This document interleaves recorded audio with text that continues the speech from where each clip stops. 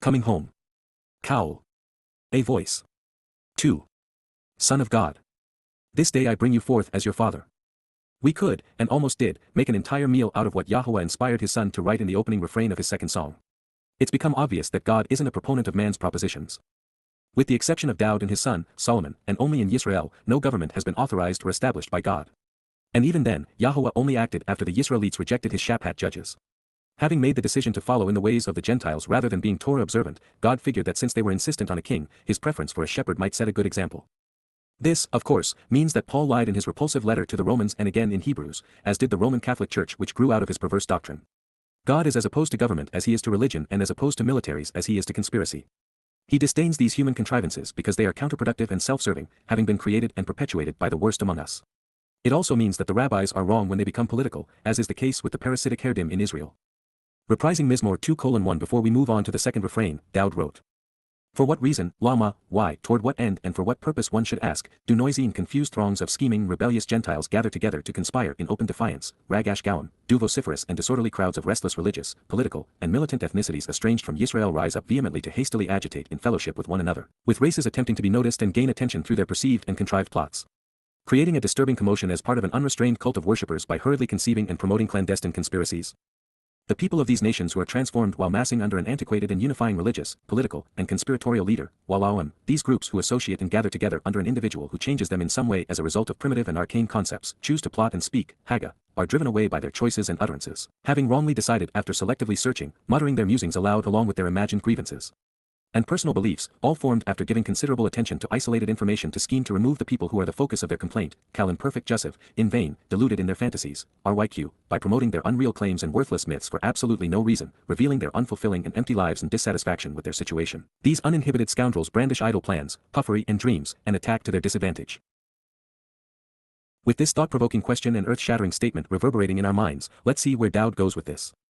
The rulers, Melech, the governmental leaders, of the earth, Eretz, the material realm and land, solely on their own initiative, continually set themselves up, Yatsab, prominently present themselves without justification or authorization, take a stand and defend themselves, serving only themselves, thereby committing themselves, Hitpeel imperfect, consistently on their own initiative, without any outside influence, authorization, justification, or authority.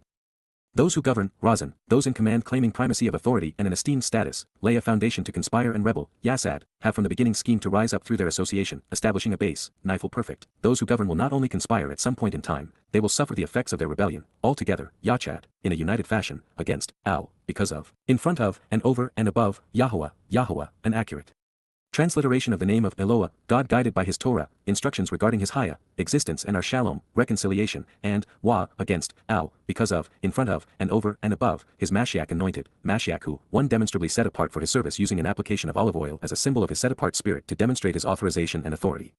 Mizmor/lyrics to sing/Psalm 2 verse 2. There are those who claim that God has chosen the leaders of nations and that he is guiding them. They would all be wrong. They have always been wrong. And in this case, the Hitpeel mood serves as proof, revealing that they have acted on their own initiative. While there is considerable justification to seeing conspirators in every religious and political scheme and of seeing men manipulating the system for their own personal advantage, they have been so open about it and insistent upon it, that the amalgamation of religion and politics is hardly a conspiracy. Throughout the long march of civilization, there has been a solitary unifying theme: clerics and kings have supported each other's claim to divine sanction. They have typically been inseparable, with the emperor serving as head of the government and with the clerics crowning the king. In imperial Rome, the Caesars were worshipped as gods, as was the case in Egypt with her pharaohs and Babylon with her kings. Beginning with Emperor Theodosius in 400 CE, at the point that imperial Rome became indistinguishable from the Roman Catholic Church, each successive despot throughout Europe would claim that they had God's authorization to rule. What's not surprising about this is that religious and political schemes have always been two sides of the same coin. They are human contrivances designed to achieve the same result, to concentrate authority, power, control, property, and wealth among the few. And they were all conceived to be compatible, to work in harmony with one another to create a system that would be difficult, if not impossible, for anyone to break free. Trapped within it, the masses are like cartoon characters in Flatland, incapable of envisioning what lies beyond their imposed reality. It is why Yahowah could not find a single individual through whom to convey his message for thousands of years. There was no one sufficiently capable and courageous, rational and literate, willing to break free of these integrated control mechanisms and risk everything to expose and condemn those who not only claimed to have God's authorization to govern every aspect of their lives, but who held all of the weapons and armies to wield them and controlled the police, judges, and prisons. In such a world, there were no Noaches, no Abrahams, no Yaakobs, no Mos, no Yahushas, no Shamuels, no Dauds, no Haushas, no Yashayas, or Yirmias. No one, not a single individual, was receptive to listening to Yahowah and going where his words led, which would be in abject conflict with what everyone else believed. So perhaps now, from this perspective, we can better appreciate why Yahowah pleaded with his people not to follow in the ways of the Gentiles and their nations, to refrain from being political and religious. But it would not be easy. The web of lies is so intertwined, and we have all been influenced and indoctrinated, even manipulated like Lot, so ensnared by these deceptive and deadly human contrivances that even when one among us would find reason to cut a spinneret, there would be hundreds more, all sticky and interwoven, all designed to immobilize prey seeking to walk away. Keep in mind, these webs were spun to be unseen, its web of silky smooth bonds ensnaring and entangling the unobservant victim. And yet, the tensile strength of these spiders' webs, like those found in nature serving as a metaphor, would be greater than the same weight of steel and even more elastic. Those who would struggle against them would wear themselves out, and they would become ever more ensnared in these convoluted traps. Those who witnessed others' rebellious fight for their freedom, pursuing a way out, only to die a public and excruciating death, would be dissuaded from doing likewise, deterred from rebelling and seeking to flee the control apparatus. What's surprising here is that the religions which claim the Psalms are inspired by their God played such a damning role in all of this. All anyone had to do to expose their malfeasance would be to point out what Dowd wrote in the second Mizmor Psalm. But it would never be that simple. Those who wrongly claim God's authority are never persuaded otherwise, even by God's own words. And the masses confined and twisted up in their binding web of lies are seldom if ever receptive to a reality other than the one they have been conditioned to believe. The webs of politics and religion, like those of social customs and conspiracies, are filled with holes. Each spindly thread is easily broken. But there are so many of them within these interwoven control contrivances because they have been designed to integrate almost every aspect of the human experience, that without an unbridled passion to be free, a fully functioning neshama conscience, and divine direction, most people not only remain trapped, they don't even know that they are constrained. Moreover, those who break the bonds of religion are typically ensnared by a political scheme that is no better. Thinking that they are going from faith to reason, they simply find themselves trapped in a different web of lies. It is the story of Abraham seeking Yahowah's help with his nephew, Lot, of what the entangled and ensnared got right and wrong. It's about 4 individuals who, with the guidance of Yahowah's messengers, finally broke free of Sodom, representing modern Moab, before it was destroyed, who would later reject the guidance offered to them by the messengers which would have taken them home. Moab is all around us. We have become like Sodom. Even on a planet with 7 billion souls, fewer than 7,000 will break free of this web. It took the perfect storm for me to break out of the interwoven web of politics, religion, economics, societal customs, patriotism, conspiracy, and militarism. I not only lost my business, a public company, due to the deceitful machinations of the most religious employees, I was publicly crucified in the media, severing my faith in the religious, economic, and journalistic institutions upon which the nation was built. Shortly thereafter I became disenfranchised from politics, patriotism, and the military, especially after getting to know George W. Bush and then witnessing the revolting carnage of 9/11. I saw the president act as he told me he would, counterproductively invading 2 uninvolved nations, fundamentally changing the world for the worse and bankrupting the country, all on a web of lies. Then adding to the perfect storm, I had to walk away from a psychotic father and an abusive wife, eroding the myths of family values. Free of every sticky and silky spinneret, I was like Abram after he had walked out of Babylon. Unlike Abram, however, while there was a Torah to read, it was so poorly translated that it wasn't nearly enough to embrace the truth. Worse, it was hidden beneath a mountain of New Testament and Talmud deceptions. I was still living in the world Paul and Akiba had woven, not the one in which Dowd had so brilliantly expounded. But as I pursued the connections between 9/11 and Islam at Yahowah's direction, I discovered an insight that profoundly changed my life. Pondering why Allah, who is Satan, would denounce Satan in his Quran, I came to understand what Yahowah had revealed about the adversary in his connections with Babylon in Yasha'ah 14. Satan despises his depiction as the adversary because it precludes him from his prime objective, which is to be worshipped as the god of religion. The final bond that needed to break was Shaul, another man who admitted to being demon-possessed. Having witnessed the binding and entangling strands of religion and politics, of economics and militarism dissolve, and having come to understand the source and purpose of the matrix, I was free to do as Noach and Abram, as Moses and Dowd had done, which was to actually listen to what Yahowah had to say and then act upon his guidance. Over the ensuing 22 years, we have come a long way by never venturing off course, and by always trusting Yahowah's testimony. As a result, the path out of Moab, out of Edom, and away from Ammon, this exodus from Mitzrayim and Babel to the Promised Land has been more clearly marked and illuminated. The Ness banner is being comprised, and Yahowah is lifting it up to call his people home out of the 3 Babylons. From the onset of coming home, I have presented the interactions between Yahowah and Dowd as father and son.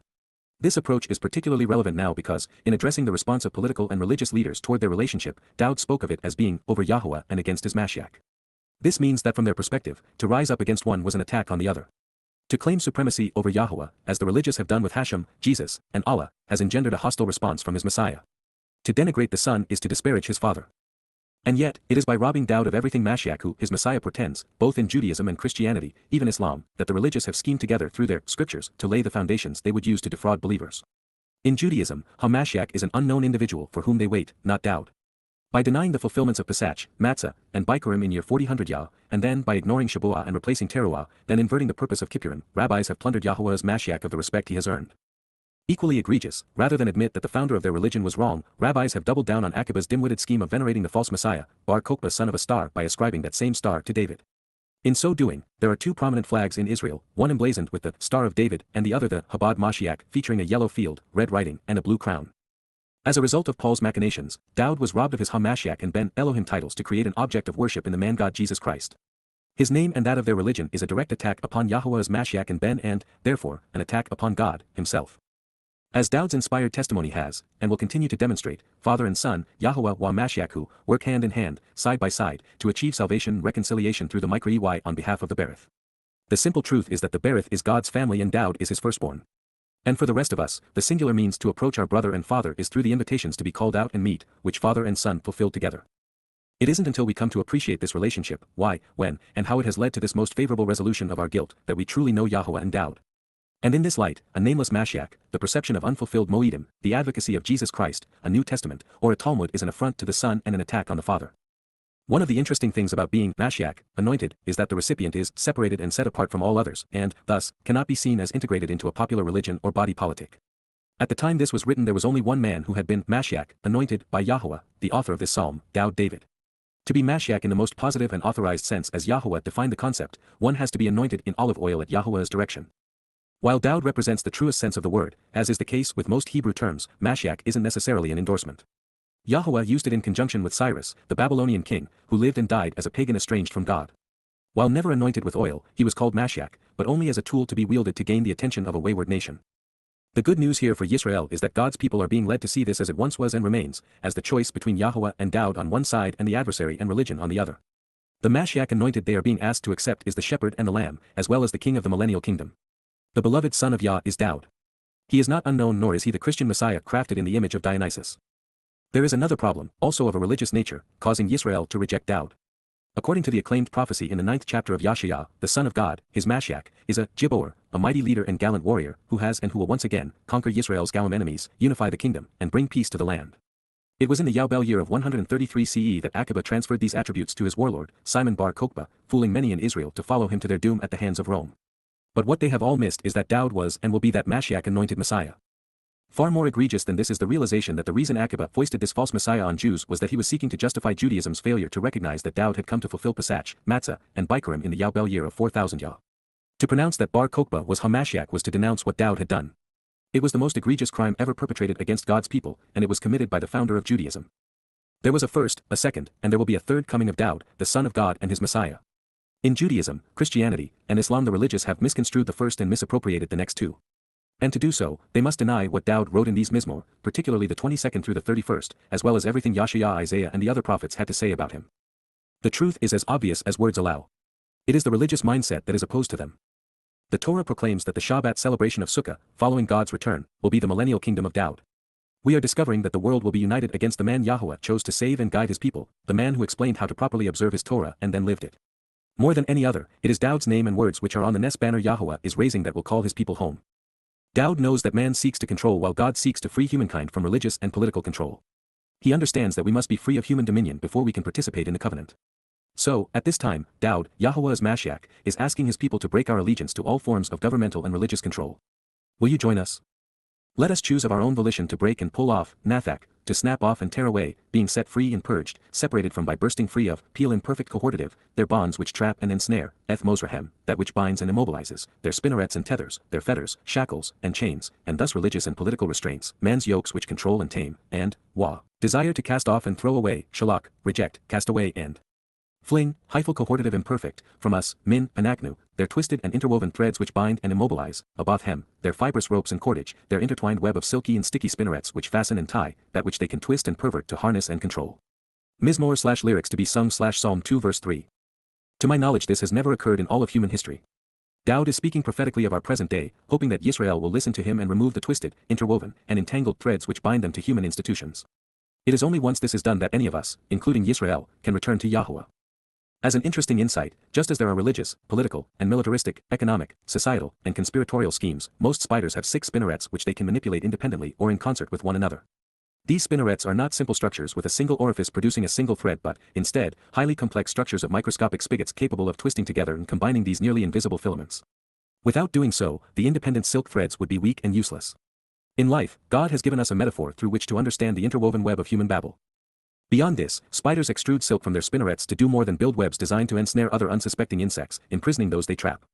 They construct silken galleries for their own protection, using their spinnerets to distribute their sperm and expand their brood.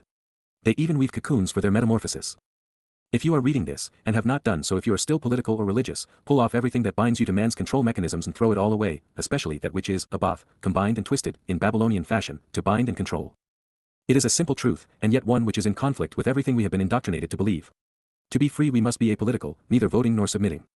To be saved, we must be anti-religious, neither believing nor participating. To be right with God, we must acknowledge what is wrong with man. There is no path to the covenant, no way into heaven, no means to salvation that is accessible through any religious or political scheme. It isn't until we free ourselves from their bonds that we are free to know and approach Yahowah. He will not allow us to drag that muck into his home. Recognizing that those Yahowah is laughing at are those who have conspired to oppose him and ensnare his people, we read. He who inhabits, establishing his dwelling place, Yashab, he who sits and restores, lives and renews, in the heavens, Ba Hashemayim, in the spiritual realm, holds them in contempt and will pulverize them, Sachak, mocks and scoffs at them, lacking any concern over rubbing his enemies away because he disrespects and disdains them, seeing them as a source of derision over whom he scoffs, Qowl imperfect. Yahowah, Yahowah, the proper pronunciation of the name of Eloah, God as directed in his Torah, teaching regarding his higher existence and our shalom, restoration, ridicules their foreign behavior and mocks their unfamiliar language, Laiji Lahem, scoffs and disparages their unintelligible stammering and holds them in derision, Qowl imperfect. Mizmor/lyrics to be sung/Psalm 2 verse 4. For most of human history, God has ignored the political and religious mumblings of man. The lone exceptions have been when it either occurred in the promised land or the suffering of his people became too great for them to bear. What we have not seen is Yahowah scoffing with disdain over the ridiculousness of man's behavior and unintelligible stammering. So, yet again, this is prophetic of the days leading to his return when evil reaches a menacing crescendo. I rather enjoy laughing along with father and son, even of us being entertaining to one another, but none of us should ever want Yahowah or his Messiah to laugh at us, to disrespect, mock, or ridicule us, as the world has done to them through their religious portrayals. So now, after enduring millennia of this, father and son are seen responding to the world's religious leaders, especially those who are misleading and oppressing their people. It is, however, more appropriate than we might imagine. It was early one morning at the base of Mount Choreb while Moses was transcribing the Torah with Yahowah that the recently liberated children of Israel were led astray by Aharon. At his direction they fashioned the molten metal bull out of the jewelry received from the Egyptians and started, Sachak, laughing and playing before it, in essence, contemptuously mocking Yahowah and disrespecting him. Shemoth/Exodus 32 verse 6, what they did, and what political and religious leaders are saying and doing today, is contemptible, even laughable. Nonetheless, the idea of God being amused that our leaders actually believe that they have the authority or ability to speak for him, and of him toying with them, even laughing at them, is frankly uncomfortable. But if we were to put ourselves in their shoes, it is how we would react if we watched an imbecilic imam blow himself and his class of would-be terrorists to smithereens in a case of premature detonation. Further, Yahowah should hold those who have claimed to speak for him in contempt for subjugating his people and denigrating his son. And he has every right to pulverize them for centuries of oppressive religious and political behavior. It should not be surprising that he ridicules their strange behavior and mocks their unintelligible statements. It will be no laughing matter.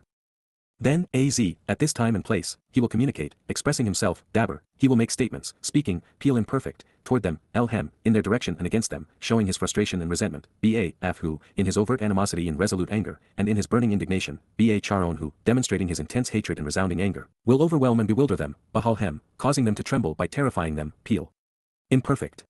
Mizmor/lyrics to be sung/Psalm 2 verse 5. This is again prophetic of what we should expect in year 6000 Yah, in the fall of 2033 on our Roman pagan calendars. Here we find God holding those in leadership positions within society accountable. Before sending the religious and political authorities who misled his creation while claiming to represent him off to their eternal incarceration, he is going to excoriate them. So much for the "judge not lest you be judged" theory. We are reminded that those who extol the fear of God will come to tremble before him. Those who commend love without hate will come to experience the nature of righteous indignation. And for those who have worshipped a religious God, they will find the real one bewildering. The first sentence of the first chapter of the first volume of Observations reads, "Hate is a virtue." This idea is in such discord with modern Moab it was likely shocking for most readers even though the argument on its behalf was rational and moral. And yet, throughout our study of Yahowah's testimony, we have been constantly reminded that God not only hates, he is continually teaching us to express our righteous indignation toward those who harm his children and mislead his people. This is but one more example. And like father, like son. What follows could be in Yahowah's voice, but I think it reads more naturally to make the transition where Dowd announces it. So, while all of 2:6 could reflect God speaking through Dowd to us, since the next sentence is unquestionably in Dowd's voice, and the citation is clearly from Yahowah, this is likely Dowd's intent. I, myself, have offered leadership, any Nazak, and I have exercised my authority by being a capable leader and pouring forth guidance, Qowl perfect, providing counsel through my governance, Melech Eni, providing my advice to consider and respond to as the authorized ruler and designated authority, through my kingship to ponder, upon, alongside, Sion the signs posted along the way, Sion. The instruction on the signposts identifying the proper direction and marking the place. Where the aspirations of the covenant are known, my set-apart mountain, Har Kodesh Eni. Mizmor/lyrics to be sung/Psalm 2 verse 6. The integration of Dowd into the lyrics of his own psalm at this point is important because he is telling those living today that he has provided guidance in this regard that we'd be wise to consider. Dowd was Mashiach anointed by Yahowah and, thus, the leader with God's unquestioned and designated authority to provide counsel for humankind to ponder. And there is no question that Dowd took his role seriously, pouring out God's guidance through every word he wrote. To a great extent, it is Dowd's lyrics which were inscribed on the signs posted upon Mount Zion. He revealed and then led the way to God through the lyrics of his psalms, most especially the 19th and 119th on the Torah and the 22nd and 88th during his fulfillment of the YYV in this same place. Zion is as much Dowd's as it is Yahowah's. Both had homes built there. There may be some who think it is unseemly for Dowd to express himself in this way, as there is no hint of humility in these words. But he is exactly as he ought to be, pridefully and accurately taking credit for his role in bringing man to the covenant through the Torah and for the unique place he earned with God. Our work on Yahowah's behalf, our willingness to expound upon what Dowd has done, should be important to us. And following his example, we should expose and condemn man's ways while sharing Yah's words and his ways such that it becomes a source of great satisfaction. I have come to appreciate Yah's love affair with his son, recognizing that Dowd not only wrote the lyrics to observe and celebrate the Torah, but that his life exemplifies the Torah's purpose, to right the wrong and perfect the imperfect. But even I had not considered the full scope of what Yahowah has chosen to give Dowd, the earth and perhaps even the entire material realm. It will all be part of his kingdom. That is not to shortchange the rest of us. As Yah's most beloved child, as the chosen leader of his people, reflecting his father's nature, Dowd will freely share with the rest of the family what has been given to him. Moreover, while the earth is big, and the universe larger, they are infinitely smaller than our future home in the seventh dimension. Also, when we come to appreciate the subtleties of the Messiah's earliest revelations, we will recognize that he was speaking of fulfilling the Mow'edym when discussing the leadership and counsel he offered upon Zion. Everything leads to this conclusion, and nothing leads away from it. I appreciate the way Dowd wrote this introduction. He realizes that in spite of all of his flaws, the characteristics which endeared him to Yahowah were his intellect, passion, courage, confidence, and character. His capacity to reason enabled him to understand and then brilliantly write the insights he derived from the Torah. These attributes earned him a special place, one which is so spectacular. Dowd wants us to know that it was by father and son working together that so much was accomplished.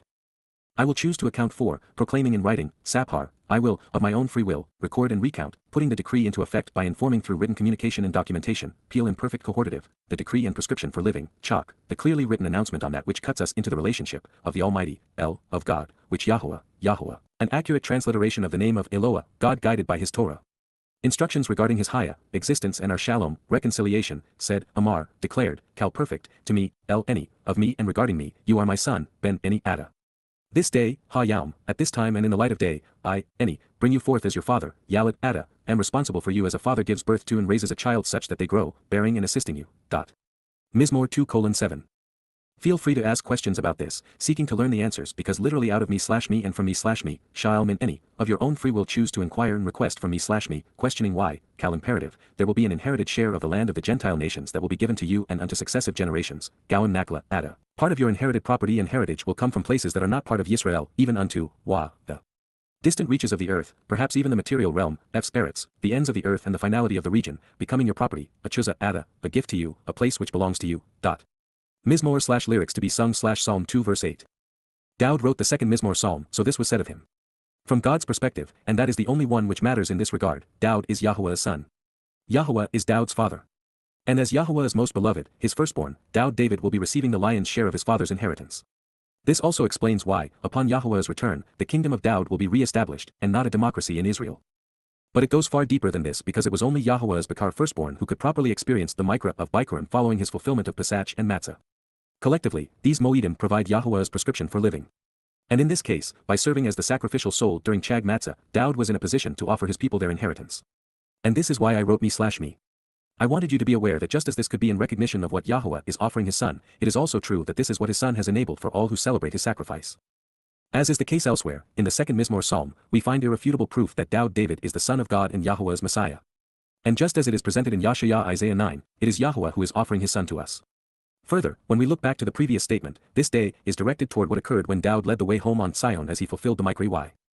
In fact, the very reason Yahowah made this declaration this way, saying that, I will bring you forth as your father, assisting you, is so that we would come to appreciate how these psalms and Isaiah's prophecies work hand in glove. One explains the other, working together to frame the perfect picture.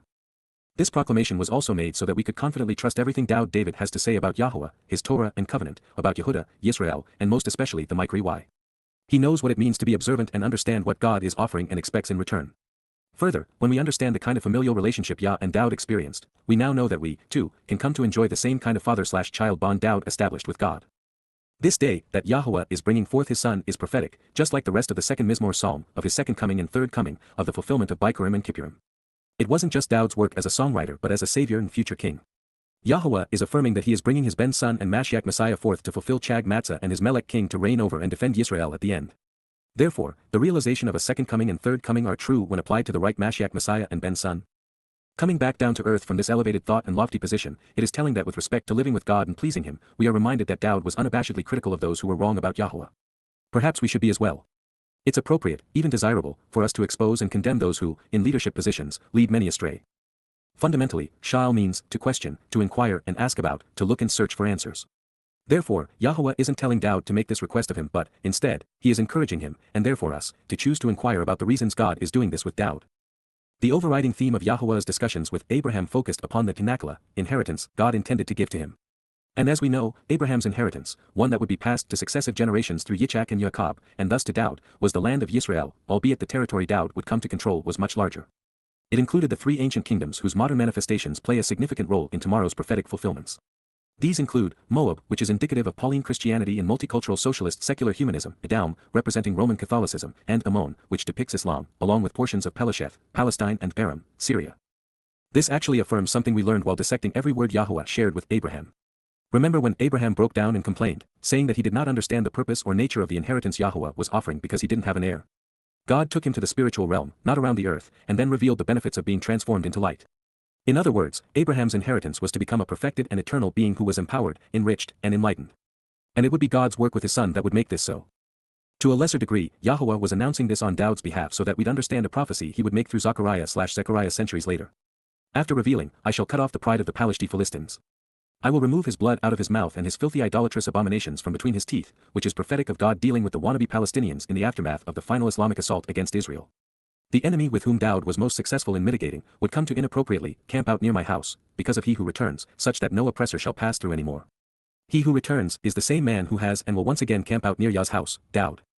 Then in Zechariah 9:9, and as a result of the one who is returning, Yahowah encourages Yisrael to exuberantly rejoice, gyl Mow'edym, manifest to the greatest extent possible a joyful attitude over the extraordinarily favorable circumstances, singing jubilant songs, shrieking ecstatically, Qowl imperative, daughter, Bath, of Zion, signs posted along the way, choose to shout for joy, Ruah, exclaim in triumph, blowing the shofar trumpet to signal the upcoming event, Hifel. Imperative, daughter, Bath, of Jerusalem, source of teaching and guidance on reconciliation. Behold, Hina, look up and pay attention, your king, Melech Ada, your leader and sovereign ruler of a kingdom, is coming to you, Bow, La, Ada, will arrive, returning for you, pursuing you, approaching you. He is right, just, upright, and vindicated, tzaddik, correct, righteous, in accord with the standard, innocent, acquitted, just, honest, accurate, and fair, and what's more, Wah. He provides deliverance and is saved. Yasha, who, he is victorious and protective and provides salvation, Nifel, he provides and receives salvation, both straightforward and unpretentious, any, not arrogant or prideful, even humble, having been afflicted and oppressed, from Anna, providing answers to questions and proper responses, declaring information which elicits a reply, continually singing, putting lyrics to melody. His dominion and likeness, Mos-Hel who, his reign, authority, government, influence, rule, and similitude, is from, Min, Si, Yam, to, Ad, all the way up to and as far as, Si, Yam, and from the river, Wa Min Nakar, to the ends of the earth, Eretz. Zechariah 9 verses 7-10. Since this is addressing the daughters of Zion and Jerusalem, not the Gentile nations, your king coming to you, excludes the possibility that this is speaking of anyone other than Daud. It is addressing Daud's return to reign over the millennial kingdom, at which time he will inherit the earth, from sea to shining sea. It's beginning to look a lot like a third coming after all. Staying with Zechariah a moment longer, and addressing Daud's second coming and third coming. And, Wah, for a time, I will pour out, Shapak, I will provide an outpouring and build upon the house, Al-Baith, on behalf of the family and home, of Daud, the beloved, of the 1076 occurrences of DWD. This was one of the few in a prophetic text scribed DWID, adding a Yod representing the hand of Yah, and upon, Wah, Al, also on behalf of, those who dwell in, Yashab, the inhabitants who establish their abode and remain in, Jerusalem, the source of guidance. And teaching on reconciliation, a spirit of compassion and acceptance, Ruach Chen, the spirit of favor and mercy, of a beautiful and beneficial spiritual garment, Wah, for those requesting mercy and clemency, Takanim, of being treated with kindness and affection, with compassion, from Chanan, mercy and favorable treatment. Then, they will be able to look, Nabat, they, at this time, will be equipped to observe, focus upon, pay attention to, and regard, think about and then appropriately respond, to me, any, accompanied by the one who, Asher, with whom by association, and to show the way to the benefits of the relationship, they had reviled and pierced, Dacker, they had thrust into by driving sharp implements completely through, Qowl perfect, and, they will lament, Saphat, they will sob. Expressing their genuine sorrow, Qowl perfect, over him, who, just like, similar to the way, one cries, misped, one shrieks and howls, over the most uniquely special child and valued life, Hayakid, for the only son, from Yachad, who reunited and joined together, anguished and infuriated, Marar, grieving furiously, angry and enraged, even frantic, over him, who, on his account, consistent with, the anguish suffered over, Marar, the frustration and rage endured over. The firstborn, Habakkuk, the first son born into a family. Zechariah/remember Zechariah 12 verse 10. When read from this perspective, Yahowah's statement should bring tears to our eyes. Rather than recognize the Passover lamb was the Son of God and Messiah, God's people watched as the Romans tortured him and then they denied him. Should anyone feel a bit shortchanged at the prospect of Dowd inheriting the lands occupied by those estranged from God, and perhaps much more, I'd like to share what I learned long ago. There is something far better than owning large estates, luxurious yachts, and fast airplanes, and that is being close friends with someone who does. That way you get to enjoy them without the headache of managing and maintaining them. Moreover, the universe is a very big place, so there will be plenty of room for everyone to play and explore. Moreover, by voluntarily fulfilling Pesach and Matzah leading to Bikurim, Dowd earned everything Yahowah is offering, including our respect. To begrudge the Bakar firstborn of his inheritance after what he endured to make Bikurim firstborn children possible is to be ignorant of his sacrifice. The concept of Dowd being God's firstborn son is only presumptuous outside of Chag Matzah, where it is the natural consequence. Further, Dowd was the first and only person about whom Yahowah said, "He is my son and I am his father." Adam was the Creator's creation. Noch was his maritime mate and, thus, captain of his Arkansas. Abraham was God's friend. Yitzchak, based upon his name, was a source of laughter and, thus, a playmate. Jacob was the father of his people. Moses was his liberator, the implement and scribe Yahowah used to draw his people out of harm's way and take them to the promised land. Yahushua ben Nun, Joshua, was his exterminator, preparing the land for his people by ridding it of its pests. Shamuel was his most judicial prophet. Dowd, however, was all of these things and more, God's beloved son, and the man who walked where none dared tread to facilitate our salvation. The next statement could be in Dowd's voice or remain in Yahowah's. If God is continuing to speak, it would suggest that he will work with Dowd as he cleans house and removes those infected by the six-pack of human ills prior to his return, religion and politics, militarism and social customs, conspiratorial claims and economic schemes. He may also be saying that he will use many of the Mizmor and Mashal Dowd has written to shatter the evil nature and mistaken ways of these individuals and institutions. But far more likely, this next statement has returned to Dowd's voice, with the prophet conveying what Yahowah has revealed he will do to fulfill and facilitate the previous promise. Yet either way, it is interesting to see where this is leading. You shall break up their evil nature and shatter their mistaken ways, Rahem, you shall destroy their wickedness and tear asunder their inclination to mislead, while smashing and splintering their pastors, with an iron staff and scepter, Ba Barzal Shebeth, with a rod, stick, or club as a smelted iron implement, as if they were, like, a potter's, Yautzer, someone molding earthen objects out of clay, vessel as a means to contain and control, Kali, implement to imprison based upon one's longings, container to constrain and annihilate, object of desire and weapon to possess, and yoke to tame and direct based upon one's gut instincts and emotions, from Kala, Kali, and Kalya, means to accomplish something, to determine someone's fate, to exhaust and consume them causing them to cease, to perish, and to vanish, even imprisoning them, finishing them by failing them, destroying them emotionally, and then, you will shatter and separate them, Nap Hats Hem. You will break up their fragile and brittle objects, destroying them. Mizmor/lyrics to be sung /Psalm 2 verse 9. Prophetically, the beast of Rome was comprised of iron and clay and thus with the mention of an iron staff or scepter, even a molten metal rod or stick, these are such odd things to construct out of lead, we are led to consider Yahowah wielding Dowd's legitimacy against the illegitimacy of this beast, especially as Rome has evolved into and become manifest in Roman Catholicism, the European Union, and the United States. That is especially so with the mention of a scepter, something that belongs exclusively to Dowd as king of a united Yisrael. What Yahowah will be shattering to facilitate Dowd's inheritance will be man's means to mold implements of control. He will be liberating his creation. Those who have sought to reinforce their positions and lord over others will discover just how fragile they are when compared to the one they have opposed. But, of course, more than this, by carrying his people's guilt with him into Sheol and depositing it there during Matzah, Dowd broke his people free such that they would no longer be bound by their mistakes. And they cannot say that they haven't been warned. Therefore, now, this being so, henceforth, political and religious leaders, military and government officials, Melech, sovereign heads of state, kings and potentates, presidents and prime ministers, pharaohs and Caesars, choose to be prudent and circumspect, Sackle, under the auspices of free will ponder the implications, show some insight and discretion, consider this principled explanation and be wise. Gaining understanding, Hyphal imperative, and elect to heed this warning, Yasar. Choose to accept this correction or endure the conditional punishment, demonstrate some personal responsibility in discipline, Nifal imperative, making the rational decision to defend, Shaphat, exercising good judgment, lawyers and judges, adjudicators and those responsible for interpreting laws and applying justice to exonerate, Cal construct, the land, Eretz, the earth. Mizmor/lyrics to be sung/Psalm 2 verse 10. Ultimately, during the last days, it is all going to boil down to one stance on Yisrael. Every political and religious leader, each military and government official, who isn't circumspect in this regard, who isn't choosing wisely and opts to oppose Yahowah's people and place, will be destroyed. One's patriotism and faith will not matter and will likely be counterproductive. While that conclusion is valid, let's never lose sight of the fact that this continues to be a referendum on Dowd, the beloved son, and his prophetic insights regarding what father and son will achieve together. And it is that very point that Yahowah is reinforcing now at the conclusion of the second Mizmor. With reverence and respect, Ba in admiration and deference, work with and serve alongside, Abad F, expend considerable energy and intensity to the mission of accompanying and serving with, Yahowah, the proper pronunciation of the name of Eloah, God as directed in his Torah, teaching regarding his higher existence and our shalom, restoration, and rejoice, YYV1C2, and be joyful over the most favorable and delightful situation, to the point of quivering, Ra'ad. Shaking and quaking. Mizmor/lyrics to be sung/Psalm 2 verse 11. No one did this better than Dowd. His passion to serve was exceeded only by his intellect. As a result, he is our point of contact with the divine. He opened the door and set out the welcome mat so we could come home. And considering the cost and his relationship with God, denying any of it will engender his wrath. And that is as it should be. Father and son work together so that we might live. To have made this sacrifice only to have it discredited by the religious is an unconscionable crime against the people to whom it was offered. As you consider Dowd's next pronouncement, please take note of his use of bar instead of ben for son. To show how unusual this is, bar only appears 4 times while ben is used on nearly 5,000 occasions in the Torah, maybe, wa mizmor. The reasons are twofold. First, what follows is unlike anything we have seen in the Torah and prophets.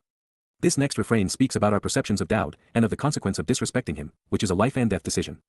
We are being told that our fate is subject to where we stand with the Messiah and Son of God. This is because he is our Savior, the one who endured Pesach and Matzah leading to Bikurim. His sacrifice is the source of eternal life, leading to the perfection of our soul and subsequent adoption into the covenant family. Second, in recognition of how unique this statement is regarding the interrelationship between Dowd and salvation, it calls for the kind of elucidation a special word like bar provides. More than a ben son, the Messiah is bar the radiant and favorite son, the brilliant and purifying heir. Dowd is the Bahar chosen one and, therefore, Yahowah is bar favorite son. Dowd is intellectually brilliant, as we learned, but he is also returning as bar brilliant as the son. Most importantly, by serving to fulfill the Mikra-EY, Dowd bar purifies the souls of the covenant's children. Further, as Yahowah's Bakar firstborn, he is the bar heir with the ultimate inheritance. In addition to son, in bar, we find the illuminating and enlightening child with an inheritance who chose to provide moral cleansing and intellectual understanding. The bar is selected and dispatched to conceive supernatural children who are radiant, fostering favoritism among those choosing to participate in this special relationship as sons and daughters. The bar contributes to the conception of descendants who are bright and pure, akin to cleansed and purified grain, thereby paving the way to an inheritance, to enlightenment, and to comprehension. The bar is a son and a whole lot more.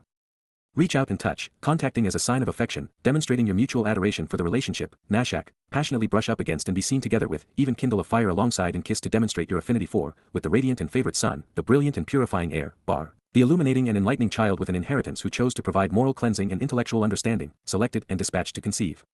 Supernatural children who are radiant, fostering favoritism among those choosing to participate in this special relationship as sons and daughters, contributing to the conception of descendants who are bright and pure, akin to cleansed and purified grain, thereby paving the way to an inheritance, to enlightenment, and to comprehension, lest, pen, to eliminate any apprehension that, he becomes indignant and displeased. Anaf, he becomes angry and averse, and you perish, Abad. You are destroyed, ceasing to exist for having squandered the opportunity by wandering away, Qowl imperfect. In this way, Derek, in this manner.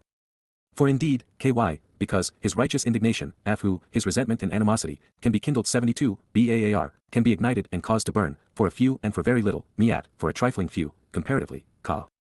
Joyful with me and blessed by me, Asheri, fortunate in the relationship with me, stepping along the straightforward and correct path which gives meaning to life with me providing the proper place to stand and live as a benefit, a compound of Asher, to benefit relationally with any, me, are all, Qowl, is everyone, who put their trust in him, Chasa ba who find the safe place by relying on him and confiding in him, seeking refuge along with him. Mizmor/lyrics to be sung/Psalm 2 verse 12. Dowd is no longer being subtle. It is by relying upon what he has done that we are blessed. And it is in denying his role in fulfilling the Mikra-EY, as is the case in Judaism, Christianity, and Islam, that souls die estranged from God. The Messiah made the ultimate sacrifice, and for having done so, he has earned and deserves our respect. He saved everyone who answers the Mikra-EY and accepts the berith. Those who benefit from both not only recognize and appreciate what he has achieved, but also, we come to love him as we do his Father. When we put this in perspective, we see Dowd having volunteered to accomplish the most magnanimous and courageous act in human history, then announcing it throughout the lyrics of his Mizmor Psalms. And by contrast, we find his people, Jews, as a result of their rabbis, denying everything he said and did. Almost as troubling, we find Gentiles creating the world's most popular religion by corrupting and contravening the Messiah's accolades and accomplishments. This juxtaposition of right and wrong, beneficial and counterproductive, truth and deception, has never been this extreme. Therefore, the line father and son have drawn in the sand, the distinction between life and death, is predicated upon our position on doubt. This being the case, let's acknowledge the now obvious and profoundly important truth, second only to the Torah and prophets, nothing is more essential to knowing God than Yada Yahowah. These books, from an introduction to God to Babel, from goddamn religion to Twistianity, and especially Coming Home, are irrefutably at the forefront of God's message to mankind. This herald is the first and only voice where these insights regarding Father and Son, our Messiah and Savior, are boldly disclosed. And all of this is vehemently denied by the founders and advocates of Judaism and Christianity. As is the case with the one true God positioned against thousands of impostors, so it is with Yada Yahowah standing alone, one voice against billions. God has never been popular. He seldom works through many, preferring to handpick his prophets and messengers. To deny what Father and Son accomplished during Chag Matzah, and what they will achieve together on Kippurim, rightfully engenders their angst and disgust. To embrace what they have done, and to appreciate them for it, opens the door to life within the relationship they fostered. From the first word of the first Mizmor to the concluding phrase of the second psalm, we are connected through Asheri, the first-person expression of all Asher represents for those engaging in a relationship with the Father through the Son.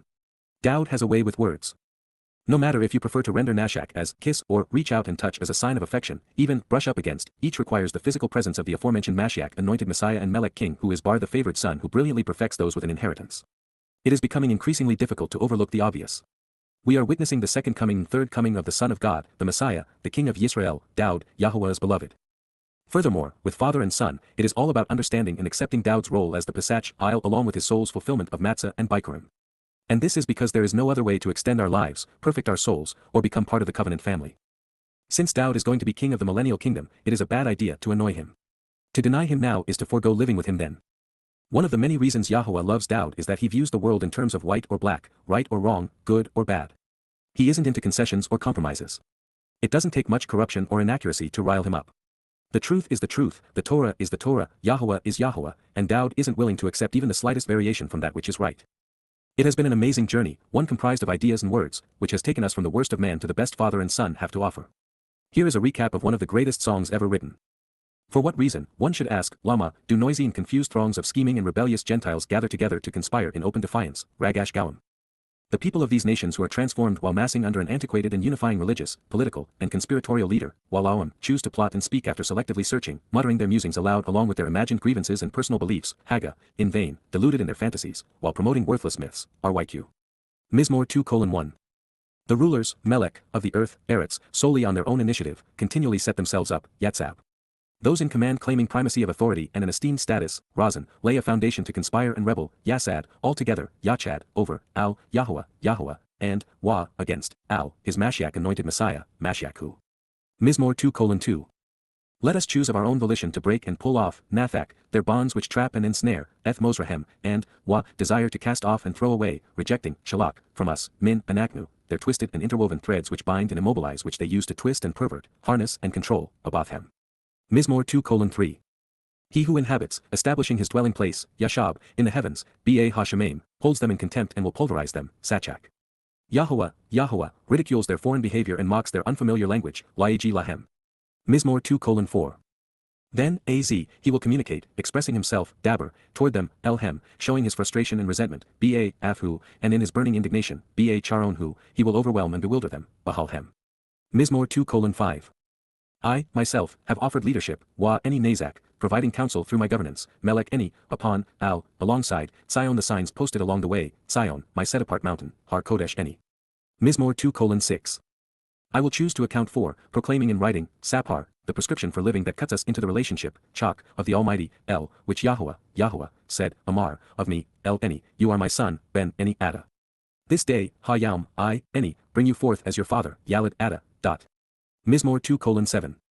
Feel free to ask questions about this, seeking to learn the answers because literally out of M/me and from M/me, Sha'al Min Eni, there will be an inherited share of the land of the Gentile nations that will be given to you and unto successive generations, Gawim Nakla, Ada, even unto, Wa, the distant reaches of the earth, perhaps even the material realm, F's Eretz, becoming your property, Achuzah, Ada. Mizmor 2:8. You shall break up their evil nature and shatter their mistaken ways, Raahem, with an iron staff and scepter, Ba Barzil Shebeth, as if they were, Ka, a potter's, Yautzer clay, vessel as a means to contain and control, Kali, and then, Wa, you will shatter and separate them, Naphatzhem. Mizmor 2:9. Therefore, now, Wa, Ada, political and religious leaders, military and government officials, Melech, choose to be prudent and circumspect, Sakal, and elect to heed this warning, Yasar, making the rational decision in support of, Shapat, the land, Eretz. Mizmor 2:10. With reverence and respect, Ba work with and serve alongside, Abad, Eth, Yahowah, Yahowah, and rejoice, YGYL, to the point of quivering, Ra'at. Mizmor 2:11. Reach out and touch, contacting as a sign of affection, demonstrating your mutual adoration for the relationship, demonstrating your affinity, Nashak, for the radiant and favorite sun, the brilliant and purifying air, Bar, lest, Pen, he is perceived as indignant and is displeased, Anaf, and you perish, Abad, in this way, Derek. For indeed, KY, his righteous indignation, Afhu, can be kindled, Baar, for a few and for very little, Miat, comparatively, Ka. Joyful with me and blessed by me, Asheri, are all, Qowl, who put their trust in H/him, Chasa Bahu. Mizmor/song to sing Psalm 2 verse 12. Depending upon how we interpret these words and what we decide about the one fulfilling them, this is either wonderful guidance for our day or something so monumental, it takes our breath away. Yada Yahowah.